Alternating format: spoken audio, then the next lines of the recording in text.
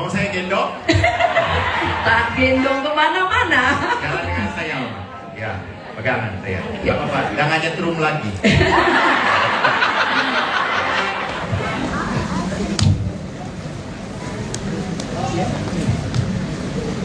Shalom Bapak Ibu semuanya. Selamat pagi menjelang siang.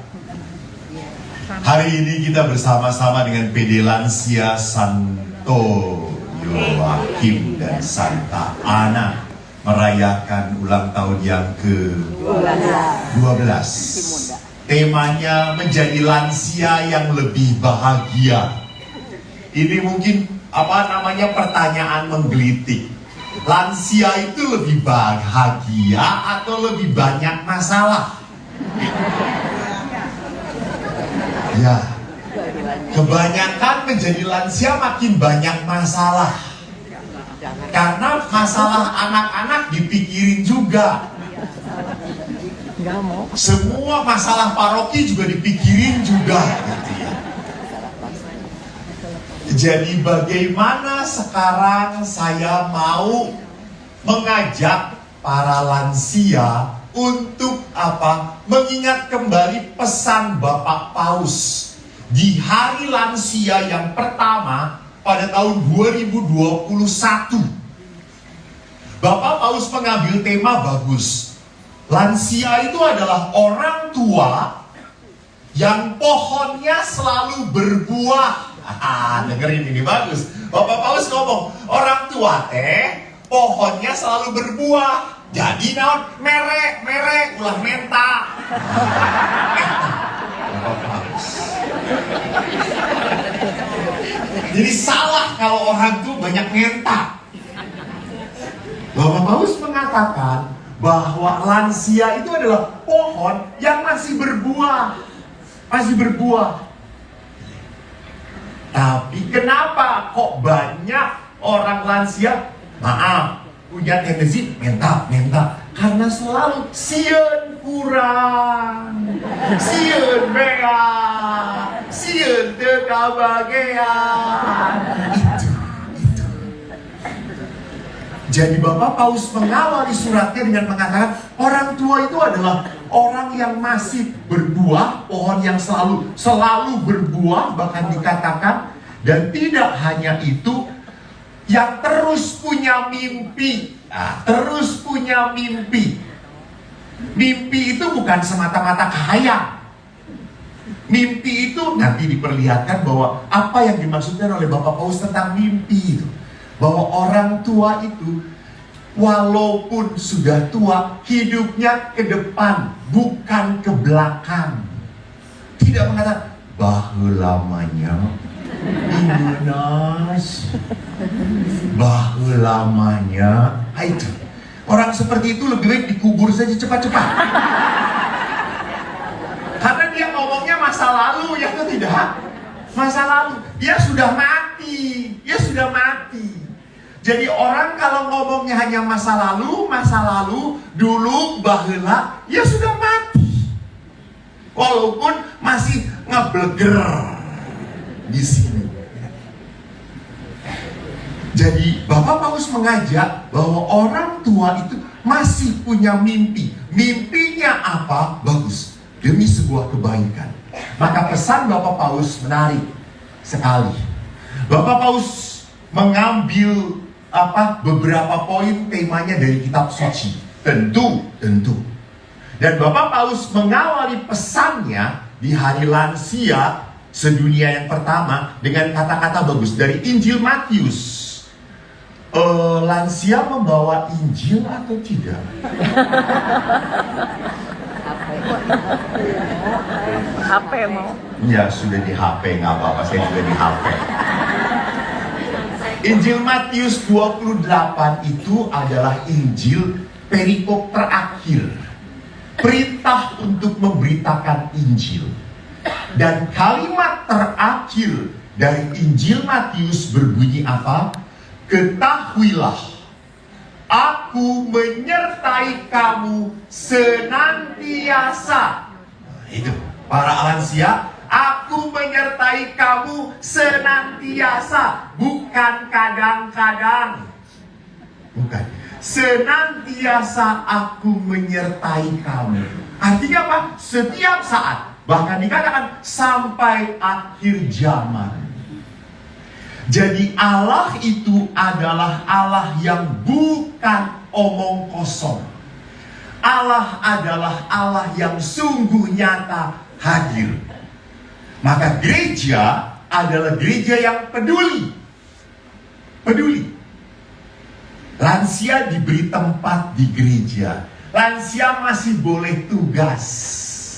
Kan ada misa lansia kan? Yang kurnya lansia juga toh? Pasti. Paling walaupun nyanyi saudara, mari semua. Lagu pembukaan butuh 1 jam, gak apa-apa, gak bisa lansia gitu ya. Bisa lansia mah 23 gitu, naon gitu. Ya, arek naon balik oke toh. Jadi gereja pun mempunyai kepedulian. Bahkan apa? Gereja mencintai dan tidak pernah meninggalkan Anda. Hanya sekarang ada beberapa lansia yang mengatakan, doa gereja mah tara mikirkeun saya.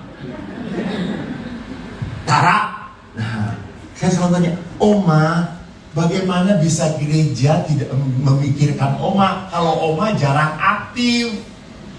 Hanya tinggal di rumah, ya mana mungkin. Ya gerejana datang atuh ka imah. Oma gereja datang ka imah kalau Oma boga saham di gereja. Ih dicekek oke ku saya ini. Jadi kita tidak akan pernah merasakan kepedulian Tuhan. Kita tidak akan pernah merasakan kebaikan Tuhan kalau kita tidak mau terlibat aktif, terlibat. Ya kalau Anda diam saja, gak mau terlibat aktif, bagaimana mungkin Tuhan Allah bisa memberkati orang yang cicing wae? Ya Oma, lihat ya, bagaimana mungkin Tuhan bisa memberkati orang yang diam saja? Nggak bisa. Orang itu kalau dia mau diberkati, ya harus menyediakan dirinya. Dan Yesus kan mengatakan apa? Datanglah padaku, kamu semua. Ini kan para rinter kabeh. Kalau kawe hafal.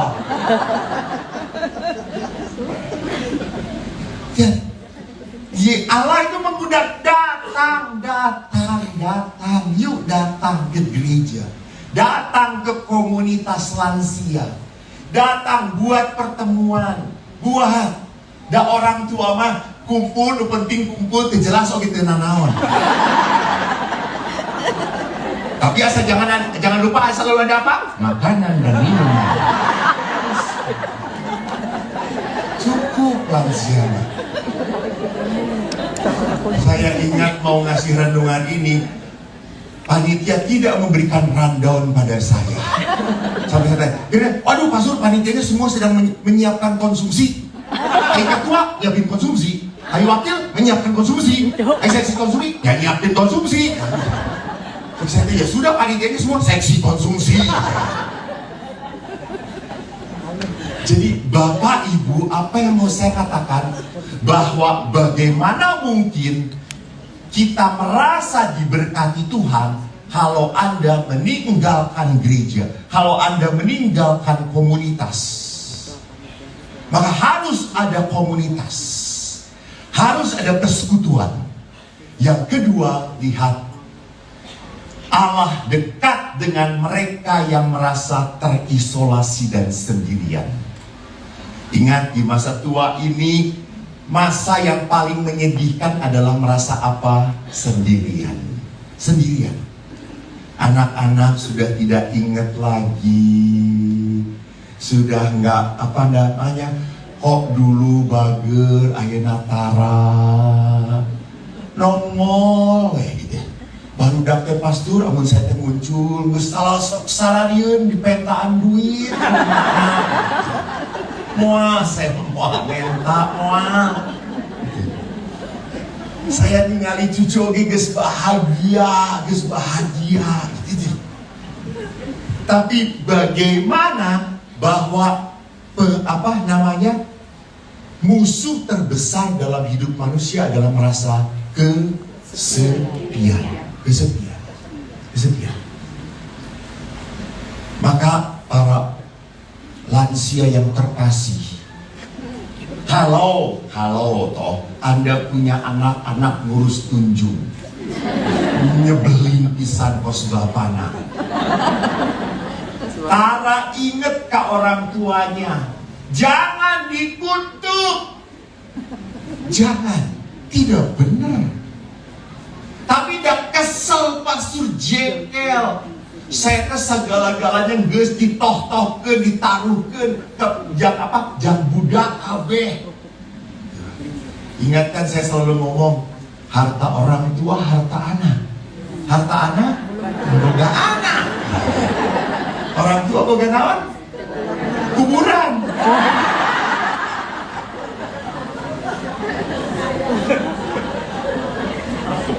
Jadi Bapak Ibu, kalau Anda punya anak yang mengecewakan, ya sudah, terimalah. Lalu saya kesepian, atas siapa?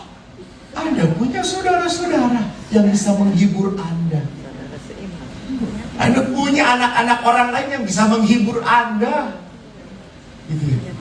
Ya tapi kan ini bukan anaknya sendiri, ini kan bukan cucunya sendiri. Nya amun eta ditungguan mah tepikeun kapan oge mau datang-datang. Betul atau tidak? Jadi jangan mengharapkan cinta itu, perhatian itu harus dari dia. Ya capek Tuhan oge. Tuhan itu membuka pintu berkat, tapi mungkin orang-orang yang harusnya anak Anda itu mengasihi Anda tidak mampu. Mungkin mereka sedang tinggal di kutub utara, Anda di Muhammad Toha. Muhammad Toha itu kan kampung gitu. Masuknya gang becek, udah banjir gitu. Jadi ya sudah, bukalah pintu hati Anda. Maka lihat pesan ketiga apa? Tuhan terus mengirim malaikat untuk menghibur yang kesepian. Jadi Allah itu selalu mengirim apa? Malaikat-malaikatnya. Untuk menunjukkan apa? Aku selalu bersamamu. Malaikat itu hadir bisa lewat anak cucu kita, bisa lewat anak cucu orang lain, bisa lewat saudara-saudari kita, bisa anggota lansia kita, bisa teman-teman kita, bisa orang muda, siapapun. Tapi buka hati Anda. Jadi cinta itu bisa dihangatkan, bisa dibuat indah, tidak hanya semata-mata oleh keluarga Anda saja. Tidak. Tapi oleh orang-orang di sekitar Anda. Allah selalu mengirim apa? Wajah cintanya. Maka bagus sekali oma-oma kalau Anda itu kumpul bareng-bareng. Yuk ngiyun acara, yuk botram di alun-alun. Apa-apa. Di tengah-tengah lalu buat ibadat, jalan salib di situ di alun-alun. Silakan. Paling mau ditangkap Pol PP gitu ya.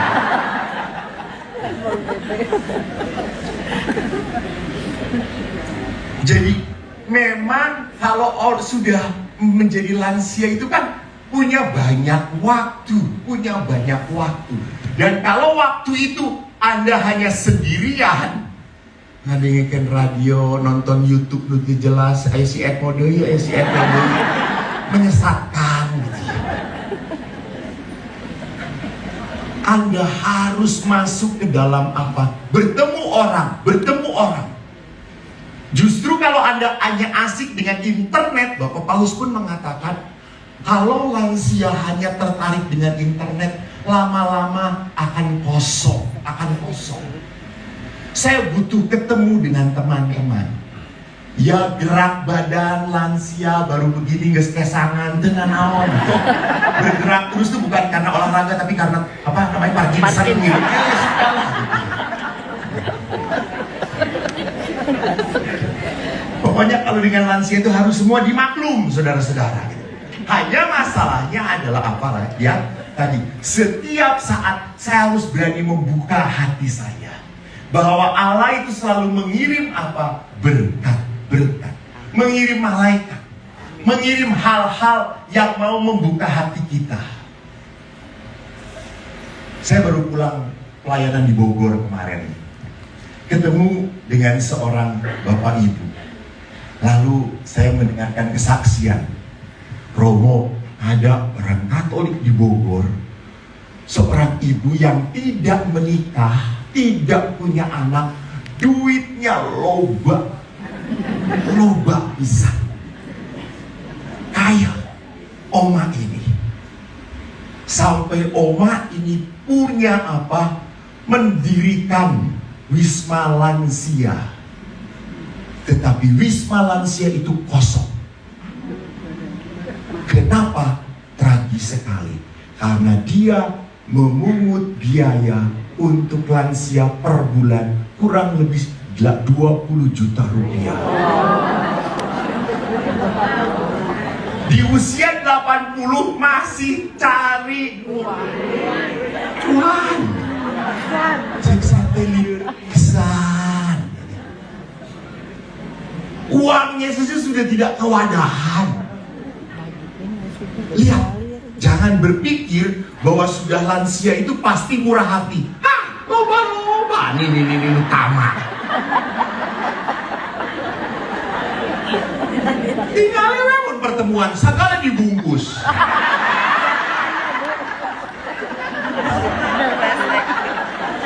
Halo. Bukan nyindir, saya bukan nyindir. Bukan nyindir, enggak nyindir. Kenapa? Biasa saya selalu nyerempet gitu ya. Kenapa? Karena bukan masalah boga duit, boga. Lantaran mun teu ngawadah teh rasa aneh, itu ada aneh. Nah pulang teu bawa nanaon aneh. Oh begini. Kudu we aya nu diwadahan gitu.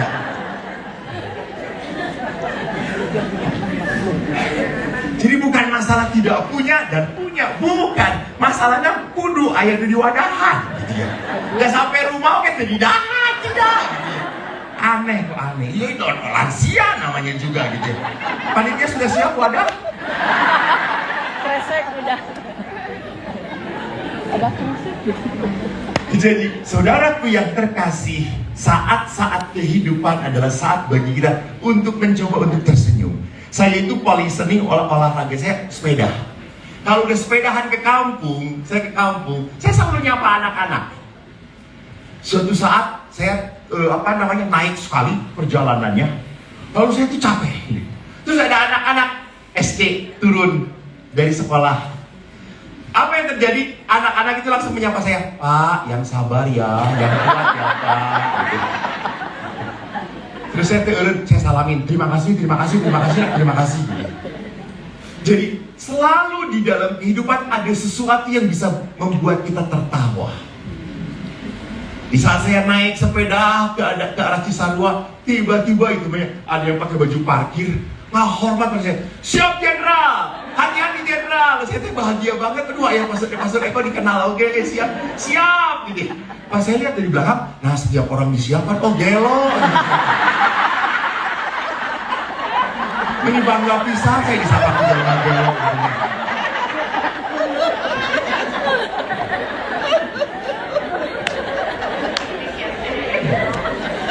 Saudara-saudaraku lihat bahwa jangan berpikir bahwa di dalam kehidupan itu semua banyak masalah, semua banyak jelek. No. Banyak hal-hal yang bisa menjadi berkat dalam kehidupan. Banyak hal-hal yang bisa kita tertawakan. Jadi maka sama. Jadi lansia itu kalau jalan jangan cicing, cepelan eta kue. bikin kue terus bikin cekelan, bikin paparak ketak kayak gitu. Bikin kue tadinya segede-gede, dipetnya di sana. Sieun kacil didiupan.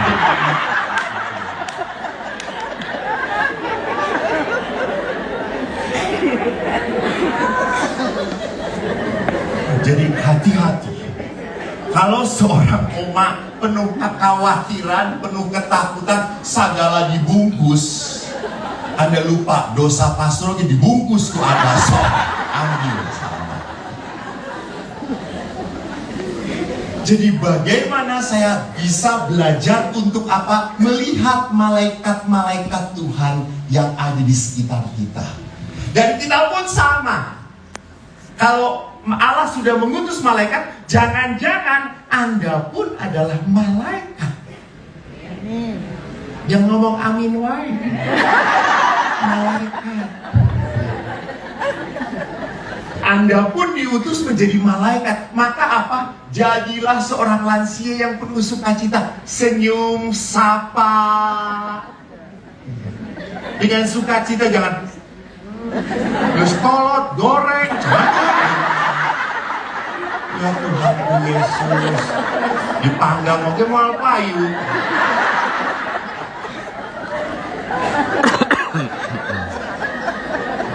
Jadi Allah tidak hanya mau mengirim Anda malaikat, Allah pun mengirim Anda jadi apa? Malaikat. Jadi malaikat. Jadi bawalah senyum Anda, bawalah sukacita Anda pada orang lain. Ingat, Allah menyertai kamu, tapi jangan lupa kamu pun adalah alat Tuhan untuk menunjukkan penyertaan Tuhan pada sesamamu. Yang keempat, dikatakan apa di dalam pesan Bapak Paus? Nah ini, supaya banyak bertobat nih. Tuhan mengirimkan utusan melalui firman-Nya. Maka Oma baca satu hari satu halaman Injil. Cukup baca. Tulisannya relatif baca. Jenenaon gitu. Loncat, Gus Angus gajah pisan gitu. Saya pernah cerita tuh. Saya satu rumah kan, saya dulu Pratista itu dulu menyenangkan sekali, ada 2 pastor tua. Sekarang pastor tuanya meninggal. Mungkin gara-gara hidup dengan saya. Ada satu pastor tua itu yang rosario satu hari bisa sampai 5-10 kali. Pastor Blessing namanya. Dan rosarionya tuh kecil-kecil. Sehingga dia kalau salam Maria, loncat langsung salam Maria. Terus dia ngomong, kok saya kalau rosario 5 menit selesai ya kok ya. Saya tinggal rosarionya lalu tiganya atuh saya loncat, terus jempolnya gede. Tapi ya sudah gitu. Artinya Bapak Paus menginginkan kita supaya apa? Orang tua pun harus belajar apa? Baca firman. Jadi jangan sampai kita melewatkan firman Tuhan. Mengapa Bapak Paus menekankan? Karena siapa yang tidak mau membaca firman, Anda tidak peduli pada Tuhan. Jadi bukan masalahnya saya mengerti, nanti mengerti tidaknya nanti Roh Kudus akan memimpin Anda. Yang penting Anda setia baca firman. Saya kaget beberapa minggu yang lalu mendampingi anak-anak retret kelas 5 SD. Lalu saya malam-malam mengatakan, anak-anak, sudah, kalian alat-alat tulis dan kitab suci taruh saja sini. Kalian ke kamar, supaya kamar tidak acak-acakan, tidur. Lalu ada satu anak yang tetap bawa kitab suci. Kata saya, loh, taruh aja situ. Enggak, Romo. Saya biasa kalau malam harus baca firman dahulu. Wow. Dan anak ini anak Kristen, saudara-saudara.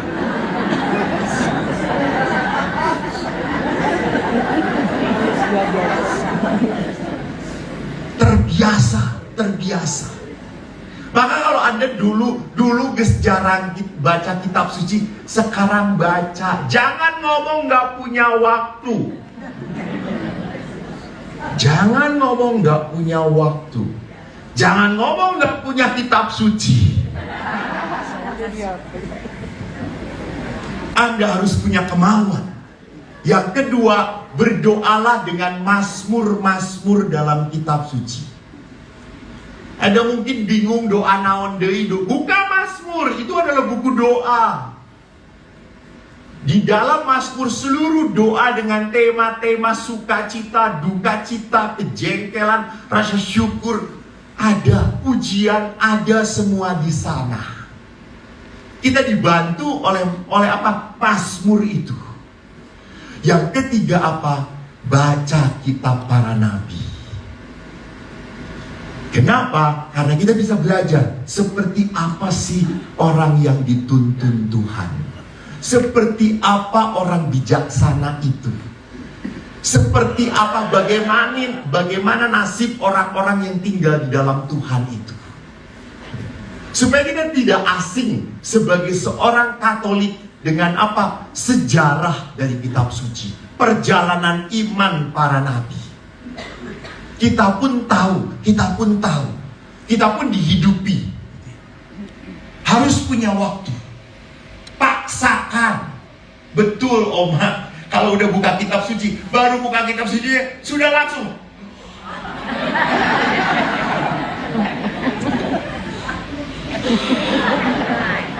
Tiba-tiba ya, tahu bulat digoreng, tahu lah.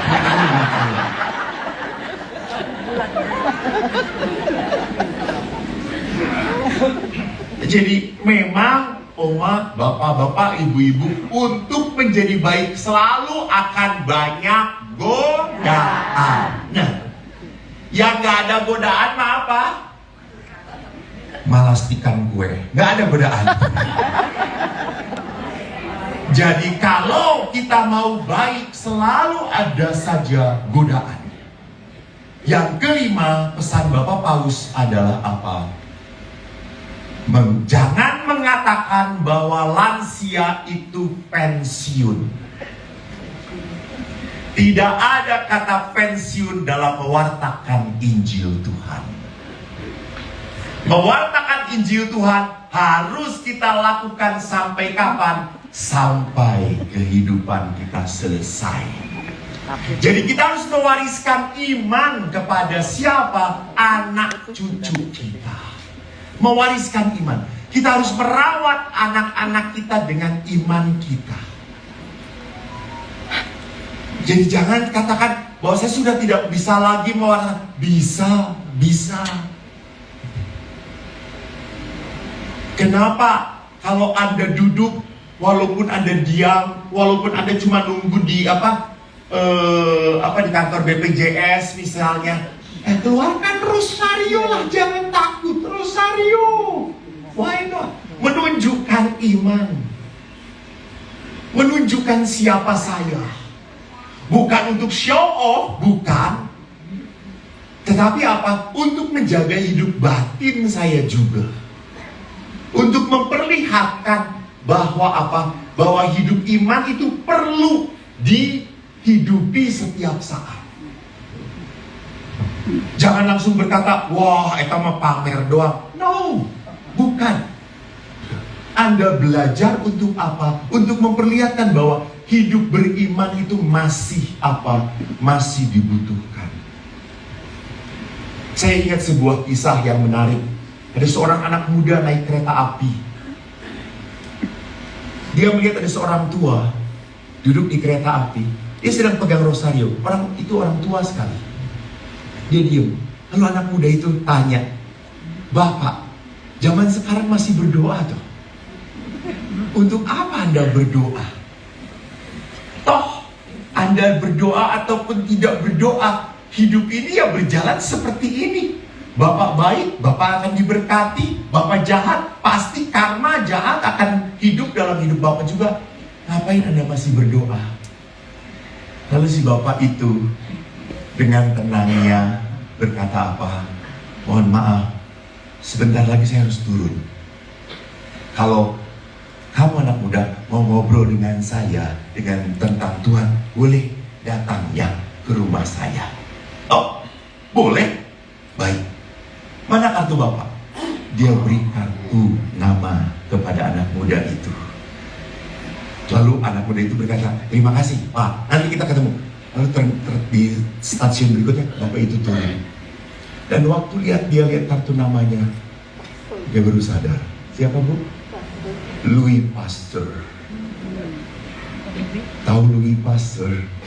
Louis Pasteur adalah penemu vaksin anjing gila. Orang pintar sekali. Orang yang sangat pintar sekalipun masih berdoa. Dia percaya pada Tuhan. Jadi masalahnya bukan masalah pintar atau tidak mau percaya pada Tuhan. Masalahnya adalah apa? Apakah dia berserah? Apakah dia sadar siapa yang mempunyai kehidupan atau tidak? Maka bagaimanapun orang tua harus belajar mewariskan iman lewat apa? Cara hidup kita. Yang ketujuh, Bapak Paus mengatakan seringkali hebat, masih menyimak rupanya ya. Seringkali lansia mengeluh, bukankah kesendirianku sudah menjadi beban yang cukup berat? Dan dikatakan dalam Injil Yohanes bab 3 ayat 4, bagaimana mungkin seorang dilahirkan kalau ia sudah tua? Jadi tidak ada yang mustahil bagi Tuhan. Maka kita pun harus tetap apa? Berani membuka hati untuk pekerjaan Roh Kudus. Untuk pekerjaan Roh Kudus. Bahwa Roh Kudus pun masih menggunakan Anda. Roh Kudus masih menjamah Anda. Roh Kudus masih mau memakai Anda. Saya ingat sewaktu saya pelayanan di Palembang kalau nggak salah. Pada saat itu kebangunan rohani banyak banget. Saya sudah pada saat mau mulai pun saya sudah sakit. Lalu tiba-tiba ada seorang bapak yang sudah tua dan dia dulunya adalah moderator karismatik. Lalu dia dekati saya dan berkata apa? Seperti yang saya harap, betul. Romo, boleh saya mendoakan Romo terlebih dahulu? Wah Pak, itu yang sedang saya cari. Maaf ya Romo, maaf ya, maaf saya memberanikan diri. Kok saya tiba-tiba waktu melihat Romo, saya kok tiba-tiba saya harus doakan. Betul Pak, memang saya sedang membutuhkan doa itu. Dan Bapak itu mendoakan saya. Dan syukur pada Allah, kuasa Allah menguatkan saya sampai terakhir saya nggak jatuh. Padahal saya sudah pusing, sakit. Jadi lihat, orang tua pun masih bisa dipakai oleh Allah.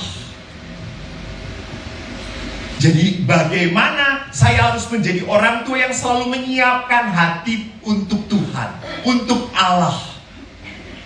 Bukan hanya berpikir tentang apa? Ketakutan, kepedihan, kesakitan, badan yang sakit. Oke lah, namanya juga orang tua, segala karasa.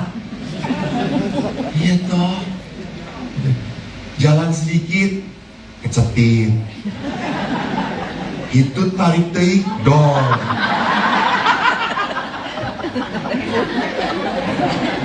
Ketawa kenceng-kenceng, kencing. Lebih kenceng lagi, coplok. Ya sudah. Jadi itu kondisi apa? Kondisi tubuh yang tidak bisa dipungkiri. Tidak bisa dipungkiri. Dan tidak bisa dilawan. Itu adalah jalannya alam. Itu jalannya alam. Jadi kalau kita keluhkan pun, Anda makin jengkel. Coba berapa oma di sini yang masih bercermin? Ya masih bercermin semuanya juga ya. Bercermin, masih senang melihat wajahnya. Coba angkat tangan. Masih senang melihat wajahnya sendiri. Syukur pada Allah. Amin. Ada beberapa juga pada saya lihat, nah kos kieunya goreng patu kurang tak sudah arek naon deui, moal aja nu tertarik tarima geus teu naon. Teu butuh cantik. Yang penting happy. Yang penting ada sukacita. Yang penting ada damai. Yang penting bukan menjadi orang tua yang ngeluh sana, ngeluh sini, nuntut sana, nuntut sini. Geus kolot. Jadi janganlah hidup menjadi orang tua yang penuh dengan apa? Bukan dengan Roh Kudus, tetapi roh egoisme. Hati-hati. Hati-hati. Roh yang sudah tidak berani lagi apa? Menyenangkan anak-anaknya, membahagiakan cucu-cucunya, membahagiakan saudara-saudaranya. Dan. Belajar untuk lepas. Nah, saudaraku yang terkasih, Bapak Paulus tidak hanya mengingatkan poin ini saja. Bapak Paulus mengingatkan apa? Lansia harus berperan aktif di dalam masyarakat. Entah sebagai apapun Anda bisa melakukan sesuatu apapun, kerja bakti sama-sama, ya masih bisa lah sedikit-sedikit, nggak perlu yang yang sulit-sulit, ngarogoh solokan, ulah gitu ya. Kayak palit deh ngilu deh kalau.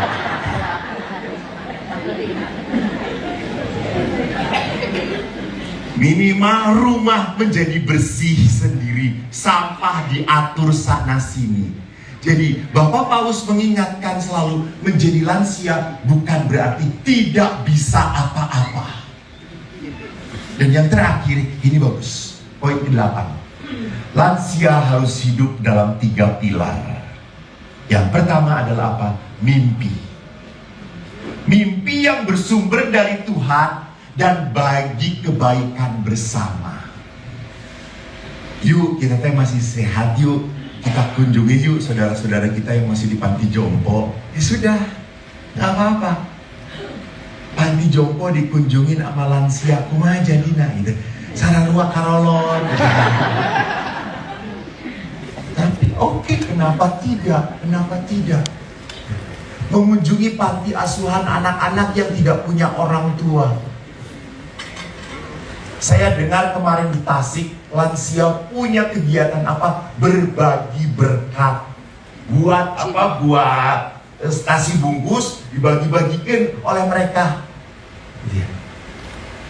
Jadi masih bisa melakukan sesuatu yang baik, yang membuat orang merasa apa? Merasa diberkati lewat Anda. Anda masih punya mimpi tentang kebaikan. Ya sudah, Anda juga bisa mengunjungi apa? Teman yang sedang sakit. Yuk kita doakan. Yuk kita mendoakan oma ini yang sudah lama tidak pernah kita kunjungi. Nah ini dia. Kita masih bisa menghibur. Masih. Yang kedua, seorang lansia harus punya kenangan bahwa dalam kehidupannya Allah sudah memberkati. Allah sudah menyejahterakan. Allah sudah memberikan hal-hal yang baik. Maka kalau Allah sudah memberikan hal yang baik, kita diajak untuk apa? Untuk memberikan juga berkat Allah. Menjadi orang tua tidak hanya menjadi orang tua yang bisa bersyukur, tetapi juga membawa rasa syukur pada orang lain. Saya dulu dengan Pastor Din itu kalau sudah pulang dari Amerika, kan saudara-saudaranya ada di Amerika. Beliau itu kalau sudah pulang selalu dari Amerika bawa oleh-oleh untuk frater dan pegawai. Beliau selalu memikirkan, saya harus beli oleh-oleh untuk frater dan pegawai. Satu-satu dia datengin fraternya, dia kasih. Satu-satu pegawai dia panggil, dia kasih. Tidak, walaupun cuma ballpoint, walaupun cuma gantungan kunci. Tapi itu cara apa? Cara beliau menyenangkan. Cara beliau berbagi. Saya juga bisa, ya, bisa.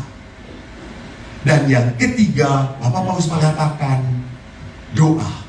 Para lansia dapat melindungi dunia dengan doa. Maka perlu para lansia itu punya waktu dalam kebersamaan untuk apa? Bersekutu dalam doa. Anda punya kedekatan dengan Tuhan. Anda punya energi doa yang cukup kuat, yang bisa Anda pakai, yang bisa Anda salurkan. Maka bagaimana supaya pesan Bapak Paus ini akhirnya sampai pada kita, dan kita akhirnya sesuai dengan tema kita, menjadi bahagia, menjadi lebih bahagia. Saya suka, menjadi lebih bahagianya lansia harus bersumber pada siapa? Tuhan. Anda mau berbahagia dari sebuah relasi, maaf ya, banyak lansia sudah mengalami pahitnya kehidupan, betul atau tidak? Betul. Banyak lansia yang sudah mengalami sakit, kecewa. Banyak lansia yang sudah mengalami kehilangan orang-orang yang disayangi. Betul. Anda itu sudah banyak makan penderitaan. Ya ampun, langsung.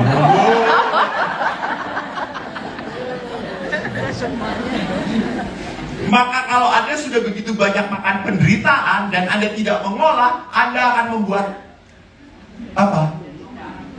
Membuat orang yang membuat orang lain menderita. Gitu. Jangan sampai.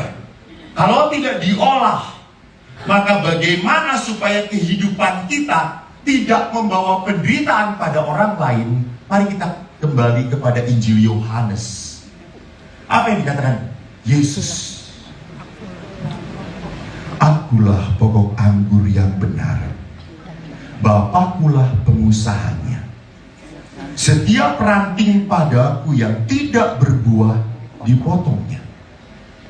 Dan setiap ranting yang berbuah, dibersihkannya, supaya ia lebih banyak berbuah. Kamu memang sudah bersih karena firman yang telah kukatakan kepadamu. Tinggallah di dalam aku dan aku di dalam kamu. Sama seperti ranting tidak dapat berbuah dari dirinya sendiri kalau ia tidak tinggal pada pokok anggur, demikian juga kamu tidak berbuah jikalau kamu tidak tinggal di dalam aku. Akulah pokok anggur, kamulah ranting-rantingnya. Barang siapa tinggal dalam aku dan aku dalam dia, ia berbuah banyak. Sebab di luar aku kamu tidak dapat berbuat apa-apa. Barang siapa tidak tinggal dalam aku, ia dibuang keluar seperti ranting, menjadi kering. Kemudian dikumpulkan orang dan dicampakkan dalam api lalu dibakar. Jikalau kamu tinggal dalam aku dan firmanku tinggal dalam kamu, mintalah apa saja yang kamu kehendaki dan kamu akan menerimanya. Dalam hal inilah Bapakku dipermuliakan, yaitu jikalau kamu berbuah banyak, dan dengan demikian kamu adalah murid-muridku. Jadi ciri khas muridnya Tuhan itu harus apa?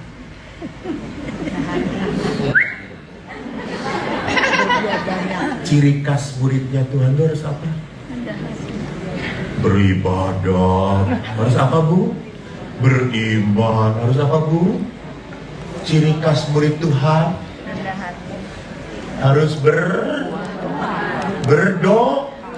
berbuah.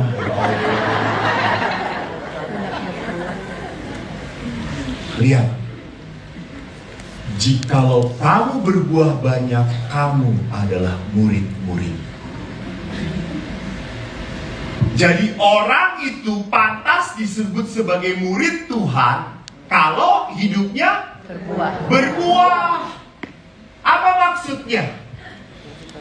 Apa maksudnya berbuah itu? Jadi berkat bagi orang lain. Ya pasti ya. Kalau orang nanam buah, itu pasti buahnya itu dicari karena untuk dinikmati. Apakah pohon menikmati buahnya sendiri atau tidak? Tidak. Nah, jadi kita itu kalau berbuah, siapa yang bisa menikmati? Nah. Jadi Anda itu hanya tahu bahwa Anda berbuah atau tidak itu dari siapa? Nah, pintar. Orang lain. Yang bisa menikmati buah adalah orang lain. Yang bisa menikmati kehadiran saya adalah orang lain. Maka hidup saya baru disebut murid Yesus kalau saya memberi berkat pada siapa? Orang lain. Maka setiap saat saya harus belajar mau mengatakan apa? Pilih pikir, hari ini kebaikan apa ya yang akan saya lakukan ya? Itu. Saya mau buat apa ya? Saya boga biasa letter.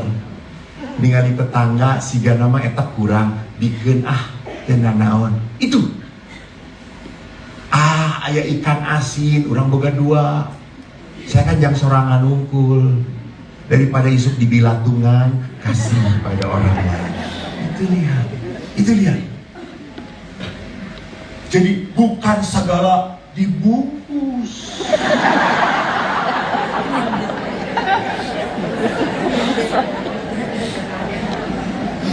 Justru belajar untuk apa? Berbuah. Dan tadi Yesus berkata, barang hanya siapa yang tinggal di dalam aku, dia yang berbuah. Kamu tidak berbuah jikalau kamu jadi yang banyak ngebungkus mah tidak tinggal dalam Yesus. Bungkus buat orang lain. Ya bagus ya. Kecuali ngebungkus untuk orang lain gitu. Bungkus 3,5 untuk orang lain, 2,5 untuk diri sendiri. Pinter. Jadi orang tidak akan pernah mungkin berbuah kalau tidak tinggal dalam Yesus. Dan maka Bapak Paulus tidak salah kalau tadi menganjurkan kita untuk apa? Berbuah. Ya iyalah. Lansia maklum. Iya. Gak capek-capek. Tadi kan ya memang harus maklum lah. Maklum loh. Saya setelah ini mungkin akan diketemukan gantung diri saudara-saudara. Tadi kan saya sudah jelasin ya. Aduh Ibu lansia. Untung ibu saya sudah meninggal. Para bapak ibu kan tadi dikatakan, kamu tidak berbuah jikalau kamu tidak tinggal dalam aku. Maka syarat mutlak supaya saya berbuah adalah tinggal dan melekat. Tadi Bapak Paulus pun memberikan surat. Ingat itu. Tidak salah kalau Bapak Paulus mengingatkan para lansia untuk apa? Iya, syukur pada Allah. Ces pinter ibu, betul.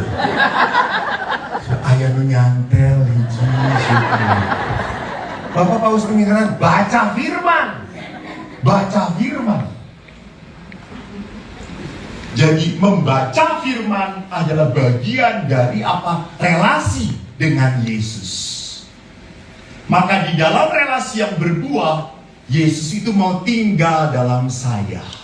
Yesus mau bertindak di dalam diri saya dan mau memakai saya.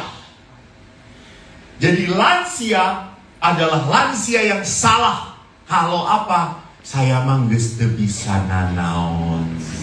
Geus kolot. Geus kolot teh bedegong. Geus bedegong teh saya diatur.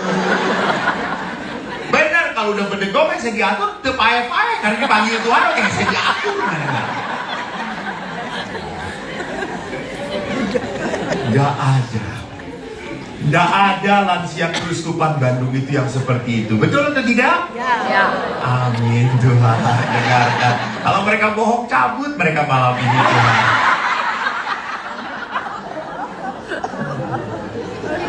Lansia adalah orang-orang yang mau menyediakan diri dipakai oleh Tuhan. Dipakai oleh Tuhan. Anda masih bisa memberkati? Masih. Anda masih bisa berbuat baik? Masih banget. Apakah kebaikan dan sukacita selalu ada dalam hidup Anda? Ada. Asal tadi buka mata Anda. Buka mata Anda. Allah selalu mengirim malaikat kebaikan untuk Anda. Maka Anda itu baru bisa menjadi sarana berkat bagi orang lain kalau oleh Tuhan apa? Tinggal di dalam Tuhan, tetapi juga harus di trimming. Tadi, yang tidak berbuah dipotong, yang berbuah dibersihkan. Kalau pohon kan di trimming, toh? Itu bener cabangnya potong. Sama. Saya sebagai orang tua lansia harus memurnikan hati saya. Artinya apa? Apa kekhawatiran yang paling menakutkan dalam hidup Anda? Apa ketakutan yang paling Anda pikirkan? Mati, betul. Apalagi? Sakit, apalagi? Apa yang paling menakutkan dalam diri Anda? Mati, sakit, apalagi? Jatuh, kesepian, apalagi? Gak punya uang.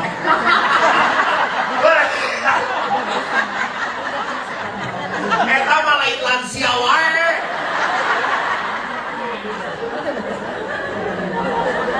Ya udah nggak apa-apa lah ya. Oke.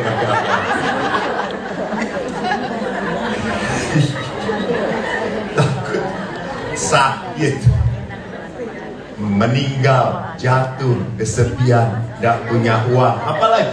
Takut apa? Pikun, betul. Pikun. Apalagi? Stroke. Apalagi? Takut kehilangan orang yang disayang. Betul. Nah, sekarang pertanyaannya, kalau Anda pikirkan ketakutan itu terus-terusan, silahkan. Bukan. Apa yang akan Anda rasakan? Semakin tertekan, betul atau tidak? Semakin takut, betul atau tidak? Betul? Semakin cemas, betul? Itu yang harus dipotong. Betul. Potong. Dipatahkan. Nah, mana oke manusia di pikiran terus, pastor, ya manusia bodoh, itu ngarana. Manusia yang tidak tinggal dalam Tuhan.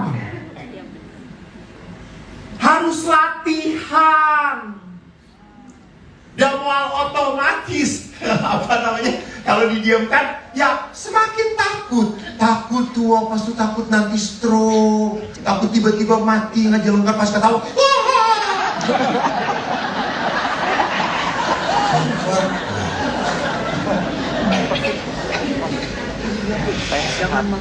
Saudaraku, ada hal-hal tertentu yang tidak bisa, banyak hal yang tidak bisa diatur dalam hidup kita. Maka Yesus bagus sekali bicara pada Petrus. Sewaktu Yesus bertanya, Petrus, apakah engkau mencintai aku? Ingat nggak? Benar? Anda pernah baca? Ih, bohong. Berapa kali Yesus tanyanya? Yakin 3 kali. Lalu jawaban terakhir, kata-kata Yesus terakhir apa? Jawaban Yesus itu, kata-kata terakhir Yesus adalah kata-katanya begini. Petrus, sewaktu muda engkau bisa pergi kemanapun yang kau kehendaki. Namun pada saat engkau tua, tanganmu akan diikat dan engkau akan dibawa ke tempat di mana kau tidak tidak kehendak. Tidak kau kehendak. Jadi memang di dalam kehidupan banyak hal-hal yang tidak bisa kita ubah. Oke. Ya sudah, terimalah. Jadi kekhawatiran tadi harus kita potong. Kita belajar. Kenapa saya harus takut? Saya punya Tuhan. Kalau Anda takut, lambungkan puji-pujian. Kalau Anda gelisah, nyanyikan lagu. Ku tahu Tuhan pasti buka jalan. Ku tahu Tuhan, lakukan. Supaya apa? Hati Anda dipenuhi sukacita. Kalau Anda tidak punya duit, nyanyikan. Tak usah ku takut, Allah beserta. Tadi dengerin gak tuh yang ngomong gak punya duit? Tak usah ku bimbang, Yesus damukeun ibu. Tak usah ku cemas, Roh Kudus ya, bertobatlah ibu, bertobatlah. Tak usah ku dia memberkatiku. Masih tidak punya uang.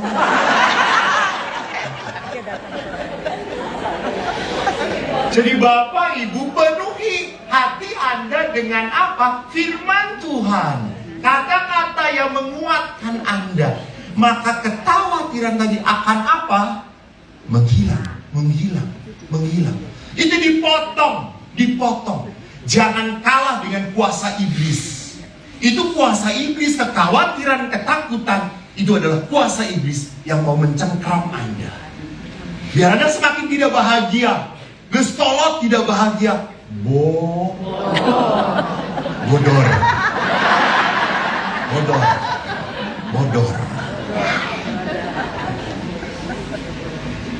Jadi saudara-saudaraku, tidak hanya dipotong, kita juga harus apa? Membersihkan. Itu pemurnian batin. Membersihkan. Maka tadi, kenapa kita kumpul dengan saudara-saudari seiman? Supaya nadanya sama. Supaya tidak terlalu banyak hal-hal yang tidak dibutuhkan. Gak usah. Kalau Anda tidak perlu memikirkan, ya sudah cukup, gak perlu dipikirkan. Aduh, saya tinggal kan loba demo. Aduh, saya yang diperkosa. Dan orang diperkosa kumaha. Ya Allah, omanya 80 sahan.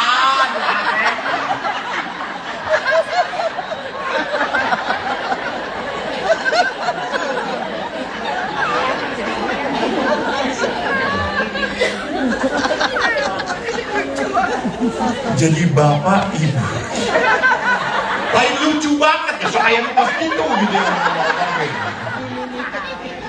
Pastor, saya mah males misa pagi. Kenapa? Takut nanti diperkosa di jalan.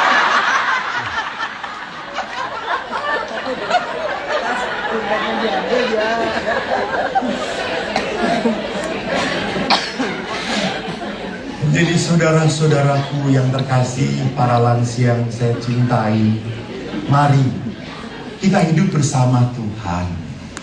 Tuhan itu kalau masih memberikan kesempatan hidup pada Anda, Allah itu ingin memberkati engkau. Allah tidak menghukum Anda, tidak. Allah ingin memberikan sukacita dan damai. Maka ya sudah, Anda harus berani potong hal kekhawatiran, ketakutan. Itu bukan karya Tuhan. Itu bukan karya Tuhan. Jelas, itu bukan karya Tuhan. Karya Tuhan selalu membawa kita damai dan sukacita. Ada sebuah lagu yang menarik sekali, yang harus kita renungkan. Ini mungkin harus dibungkus oleh Anda. Ya, oke? Jadi Anda jangan bawa bungkus makanan ya.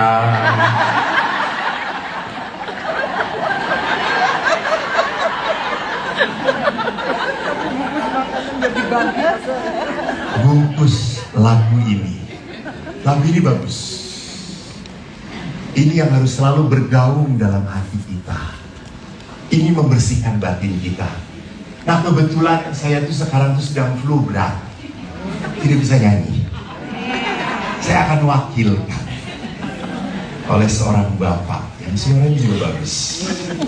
Bapak Iwan saya undang ke depan. Pak Iwan ke depan. Ini pengiringnya apa? Oh, -1. Judulnya tidak perlu diberitahu ya Pak ya. Nggak perlu. Terima kasih Mo. Ya sama-sama Pak. Terima kasih Mo. banyak. Bapak Ibu, lagu ini lihat.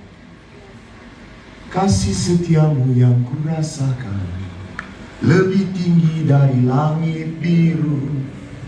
Kebaikanmu yang tak pernah akan lebih dalam dari lautan. Terus berkatmu yang terus sempat membuatku terpesona. Ini yang enak. Apa yang tak pernah you see, saudaraku, apa yang tak pernah kupikirkan itu yang kau sediakan bagiku. Jadi saudaraku yang terkasih, mari kita menjadi pribadi-pribadi yang berbahagia. Bukan sekali lagi diam saja. Bukan sekali lagi kebahagiaan itu dicari di sana sini. Tidak.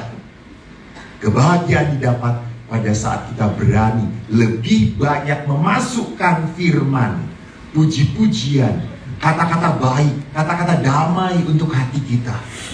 Sehingga kita selalu sukacita. Walaupun cucu anak kita menjengkelkan, sukacita jangan pernah hilang dari batin Anda. Terima kasih, Tuhan memberkati. Amin.